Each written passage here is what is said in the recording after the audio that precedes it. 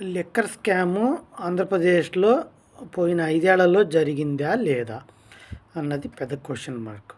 కానీ సామాన్య ప్రజలు ప్రతి ఒక్కరికి ఏంటంటే ఏదో జరుగుతోంది. ఎందుకు అనంటే ఒక మంచి క్వాలిటీ మద్యం అనేదే ఆంధ్రప్రదేశ్‌లో దొరకలేదు. ఓకే. వాళ్ళు డబ్బులు పెట్టుకుందాం అనుకున్నా కూడా కానీ మార్కెట్‌లో దొరకలేదు. ఒకవేళ కర్ణాటక నుంచో, తమిళనాడు నుంచో ఏదైనా మంచి మద్యం కారులో తీసుకొద్దామా అనుకుంటే అక్కడ కారులో పట్టేసేవాళ్ళు. నువ్వు ప్రతి కారు చెక్ చేసేవాళ్ళు. సో, ఇప్పుడు అంత కష్టపడి ఓకే. ప్రభుత్వానికి చీప్ లిక్కర్ అమ్మించాల్సిన అవసరం ప్రభుత్వానికేంటి? ఓకే. తాగేవాడి ఇష్టం.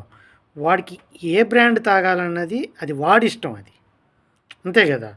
సో, అంతేగాని మీరు ఇవే బ్రాండ్‌లు తాగాలి, మీరు ఇదే చీప్ లిక్కరే తాగాలి అనని చెప్పడం ఏందసల? ఓకే. సో, చాలామంది మాకు తెలిసిన వాళ్ళు కూడా చాలామంది ఎవరన్నా పార్టీలు ఇవ్వాలి అని అనుకుంటే బెంగుళూరు నుంచి కారుల్లో ఎలాగోలాగా దొంగతనంగా తీసుకొచ్చి ఇచ్చేవాళ్ళు. ఎందుకంటే లోకల్‌గా దొరికేది చాలా కాస్ట్‌లు, అది కూడా చాలా చీప్ లిక్కరు. చాలా చీపు. సో, అందువల్ల ఈ దొంగ సారాయి తయారు చేసేవాళ్ళు కూడా ఎక్కువయ్యారు. ఓకే.